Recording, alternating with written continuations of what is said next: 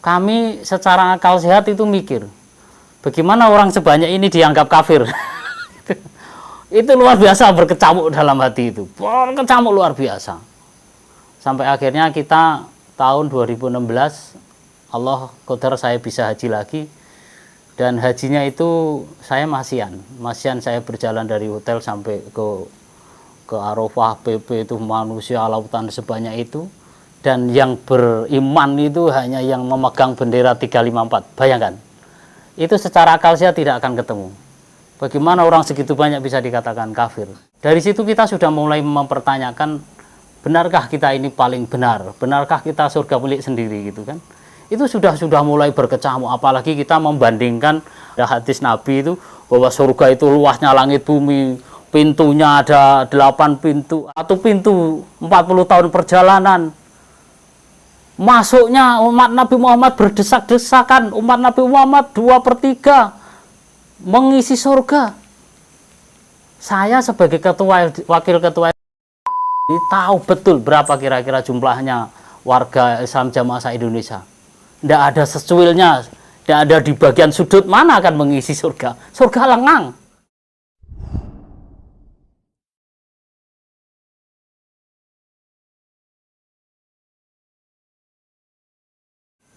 Sejak kapan Bapak masuk ke dalam Islam Jamaah? Assalamualaikum warahmatullahi wabarakatuh.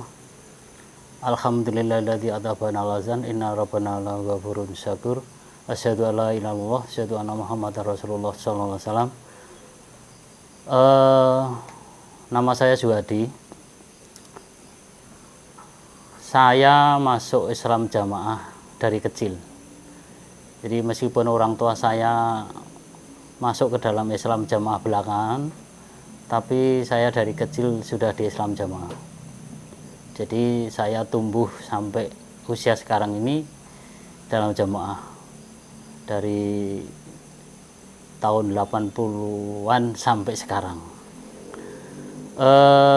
Terakhir saya mendapat-dapukan dalam Islam Jamaah ini sebagai ketua pimpinan cabang Kecamatan Tarumajaya, sekaligus saya sebagai wakil ketua DPD Kabupaten Bekasi.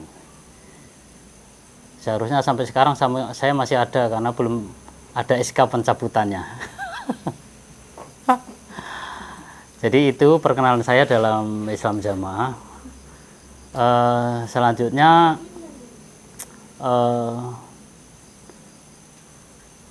dalam mensikapi keadaan akhir-akhir ini dalam Islam Jamaah cukup bergejolak dengan banyaknya yang hijrah. Itu membuat kami sebetulnya berpikir, kenapa sih Islam Jamaah yang dibangun begitu lama dari tahun 60-an mungkin sampai sekarang bisa bergejolak ini menimbulkan sesuatu yang menurut kami tidak sewajarnya, sehingga ini perlu dicari akar masalahnya. Tetapi satu hal yang membuat kami berpikir bahwa dalam ilmu yang kita pelajari selama ini, bahwa salah satu doktrin atau nasihat yang sering dikumandangkan adalah dalam menetapi agama itu kan ada 3 pilar. Allah, Rasul, Amir. Itu yang diajarkan dalam Islam Jamaah. Termasuk dalam menyikapi suatu masalah kan kembali ke 3 pokok itu. Nah, ketika ada suatu masalah, maka kita kan seharusnya ngikutin 3 pokok itu, diantaranya adalah tentang tabayun. Dan disitulah mulai pemikiran kita ini agak kritis gitu ya. Loh, kok kita ada suatu masalah kenapa nggak boleh tabayun? Padahal tabayun sendiri adalah perintah dari Allah. Ketika perintah dari Allah ini, tetapi di sisi lain dari keimaman tidak memperbolehkan tabayun, maka inilah kalau kita menjadi orang yang kritis, justru kita harus tanda tanya. Kenapa kita tidak boleh tabayun? Nah, di antara hal itu membuat kita bertanya-tanya nih, akhirnya kita tabayun sendiri. Apa yang terjadi sebetulnya gitu kan? Gitu kan. Dan itu melanggar perintah imam. Ya risiko kita harus mencari kebenaran kok kan gitu. toh kita mengikuti Allah Rasul. Jadi mereka yang mencegah tabayun berarti mereka tidak mengikuti anjuran atau nasihat mereka sendiri. Gitu. Sehingga saya dan keluarga agak nekat emang untuk tabayun. Ya banyak juga sih yang apa ya, yang menegur kita, kenapa melakukan ini itu. Tapi kita mempunyai dasar yang sendiri, ya dasar tersendiri untuk melakukan itu, sehingga kami juga langsung melakukan tabayun sesuai apa yang Allah perintahkan. Dari tabayun itulah kita bisa mendapatkan sesuatu dari masalah itu, kita bisa mendapatkan akar permasalahan yang jelas, gitu kan? Dan kita bisa menarik kesimpulan dan kita bisa menarik titik terang dari permasalahan itu. Itulah yang menyebabkan kami sekeluarga hijrah dari Islam Jamaah. Sebelumnya kira-kira tahun 2011 itu sebetulnya sudah ada titik-titik pemicu sebetulnya. Jadi qadarullah saya 2011 itu dikasih nikmat Allah bisa umroh saya. Jadi saya sendiri dari keluarga itu saya umroh. Ketika pertama kali kami menginjakkan Masjidil Haram dan melihat orang yang tua begitu banyak itu, kami secara akal sehat itu mikir, bagaimana orang sebanyak ini dianggap kafir. Itu luar biasa berkecamuk dalam hati itu, berkecamuk luar biasa.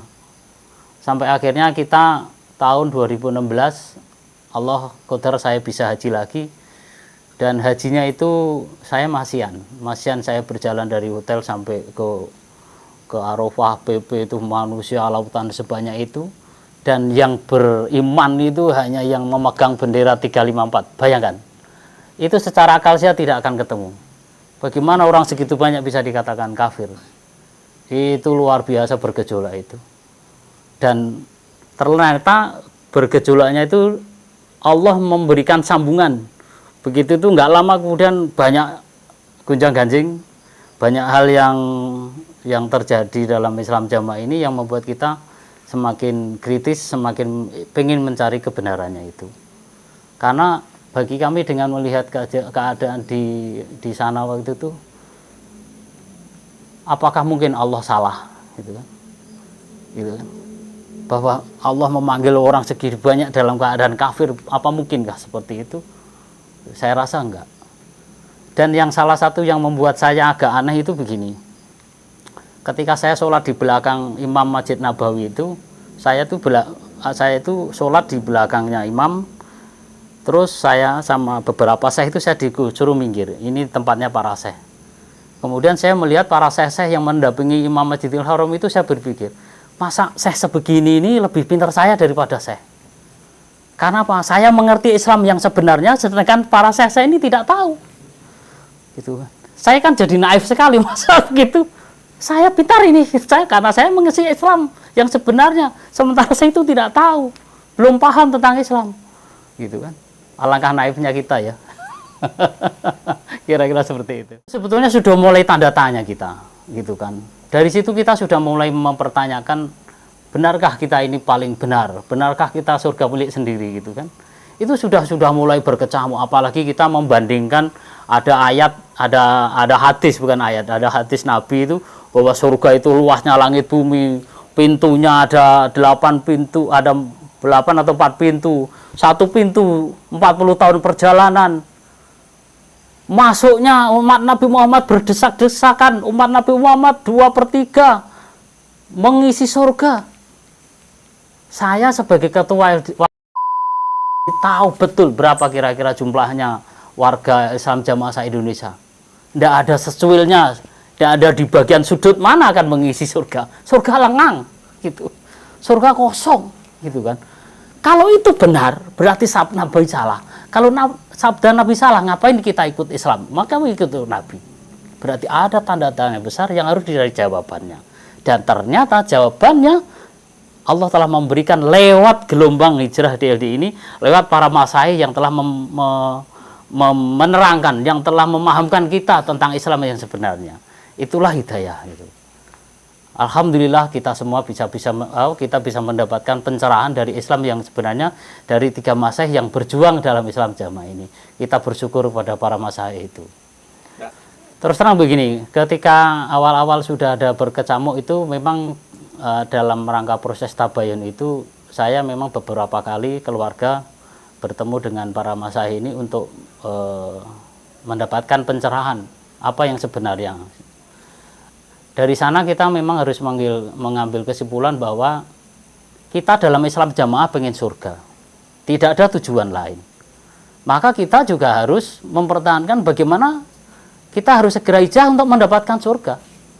Toh ternyata di dalam Islam jamaah banyak doktrin yang diberikan, dan kita juga mempertanyakan surga mana yang akan dicapai dalam Islam jamaah. Karena semuanya banyak doktrin yang menyimpang dari kaidah-kaidah atau dari dalil-dalil dari Allah Rasul, dari kitab Allah dan sunnahnya. Maka begitu kita mendapatkan kebenaran, alhamdulillah kami sekeluarga semangat.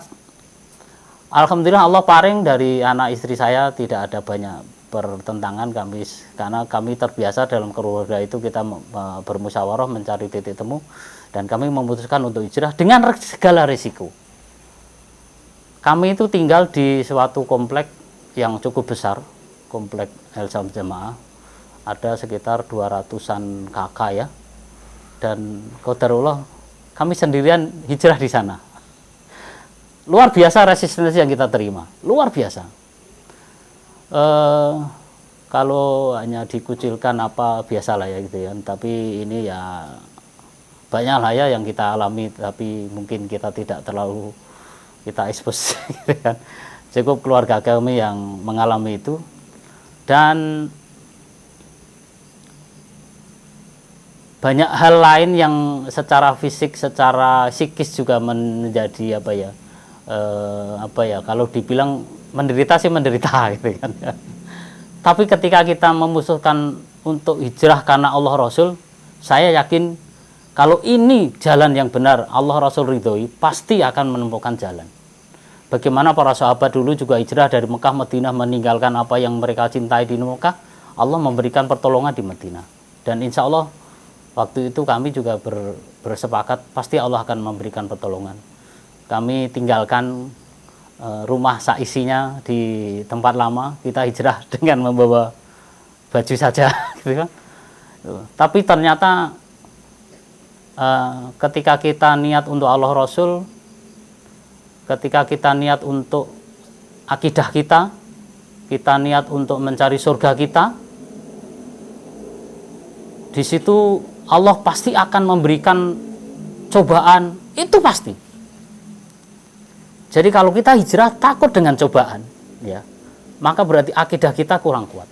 Tapi kalau kita sudah menguatkan akidah kita, niat betul untuk hijrah, maka kita tinggal menunggu waktu pertolongan datang. Meskipun orang-orang Islam jamaah itu boleh dikata kayak nyumpahi gitu kan. Keluar dari Islam jamaah mau mencari sakit apa? Gitu kan. Mencari penderitaan kayak apa? Hidupnya akan deblek, seolah-olah nasib ada di tangan mereka, bahwa kita ada Allah, tauhid kita pertebal, tauhid kita perkuat, adalah tauhid mengesahkan Allah, mengikuti ajaran Nabi, mengikuti ajaran Rasulullah.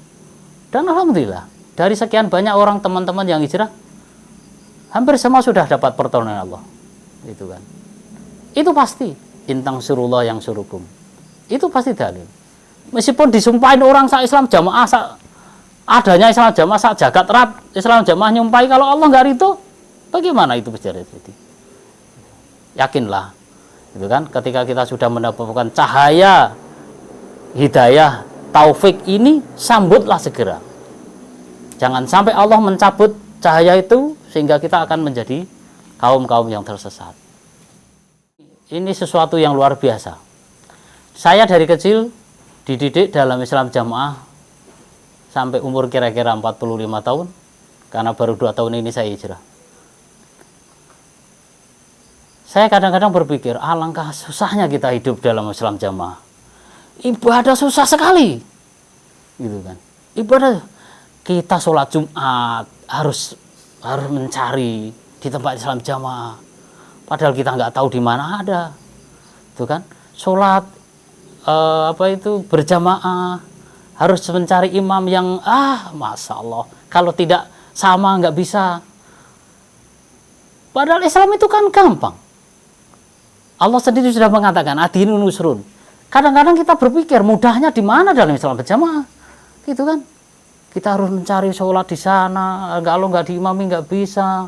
Habis itu susah sekali menjaga najisnya. Aduh ya Allah. Tapi setelah kita hijrah, luar biasa indah. Inilah namanya manisnya iman, itu betul-betul manis.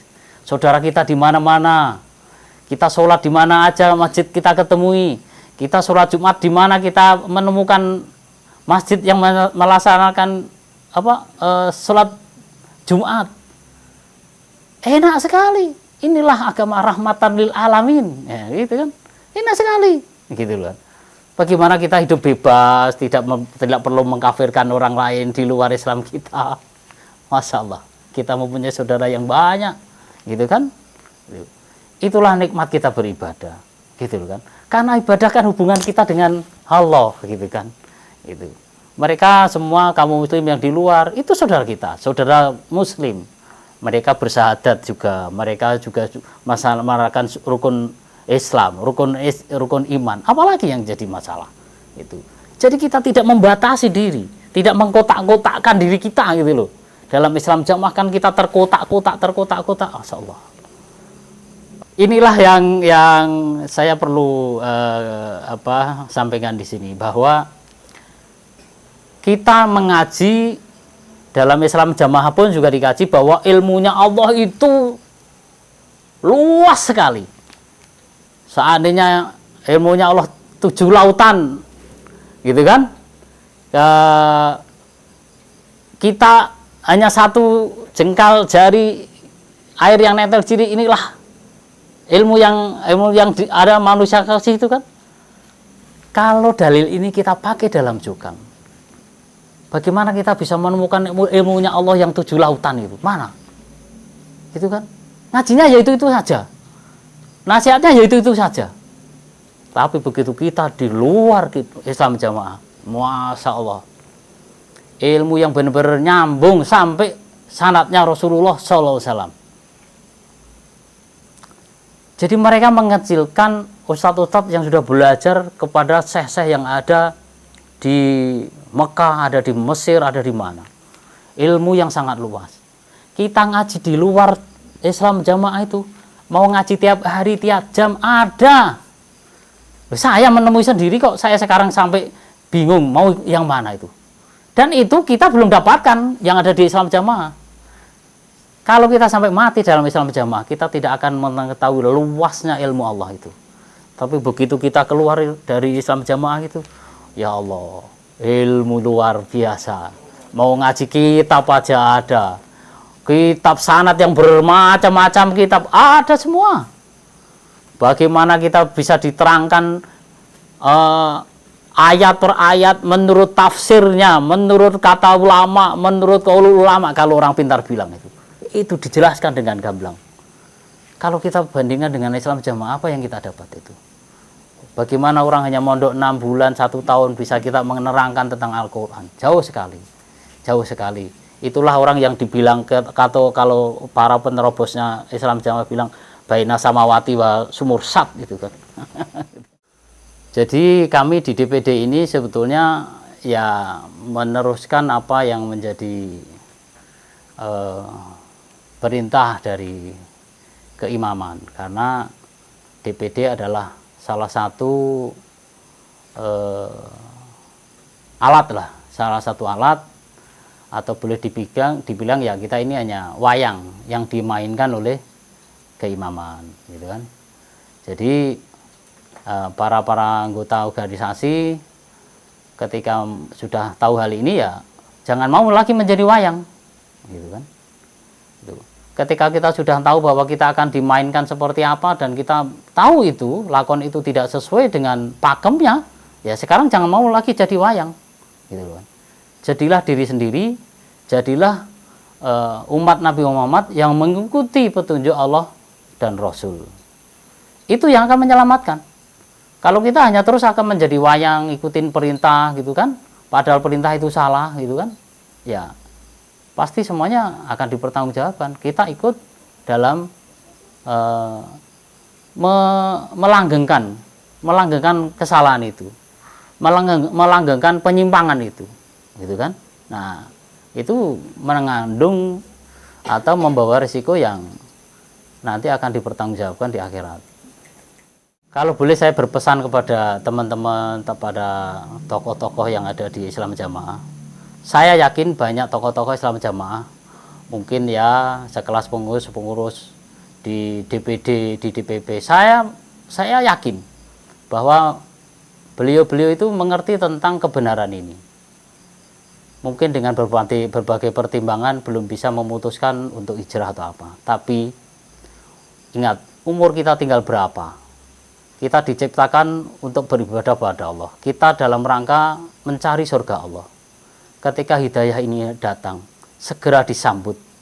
Inilah hidayah taufik datang. Tidak semua dalam Islam Jamaah sekarang ini dikasih hidayah oleh Allah, dikasih rahmat oleh Allah, mengerti tentang kebenaran ini. Ketika kebenaran ini datang, ambil segera. Sambutlah segera hidayah itu. Jangan ditunda-tunda. Jangan ditunda-tunda, karena itu akan merugikan diri kita sendiri. Kita tidak tahu umur kita kapan. Allah ketika sudah memberikan secercah cahaya hidayah, maka itulah tanda Allah sayang. Maka segera sambut, segera ambil, segera hijrah. Jangan berlama-lama. Dan para imam, para tokoh yang mengerti kebenaran ini, tapi tidak mengarahkan jamaahnya untuk menyambut hidayah ini, untuk segera hijrah. Jangan sampai Allah membebankan dosa, Allah membebankan kesalahan kepada diri-diri pada masing-masing individu yang menghalangi hidayah ini, yang tidak ikut menyampaikan hidayah ini. Karena itu semua akan dipertanggungjawabkan di sisi Allah. Percayalah bahwa apapun yang Anda lakukan akan dipertanggungjawabkan di sisi Allah. Termasuk menghalangi hidayah, menghalangi hijrahnya jamaah. Apalagi sampai meresolusi jamaah-jamaah yang akan hijrah. Biarkan mereka yang hijrah untuk hijrah. Berikan mereka untuk menentukan pilihannya. Gitu kan? Karena itu adalah pilihan dia. Ketika Anda menghalangi, suatu saat ketika kebenaran datang, Anda tidak ada di situ, maka Anda akan mempertanggungjawabkan dosa itu sampai Allah, sampai akhirat. Itu pesan saya. Mungkin itu yang bisa kami sampaikan. Kurang lebihnya kami mohon maaf. Assalamualaikum warahmatullahi wabarakatuh.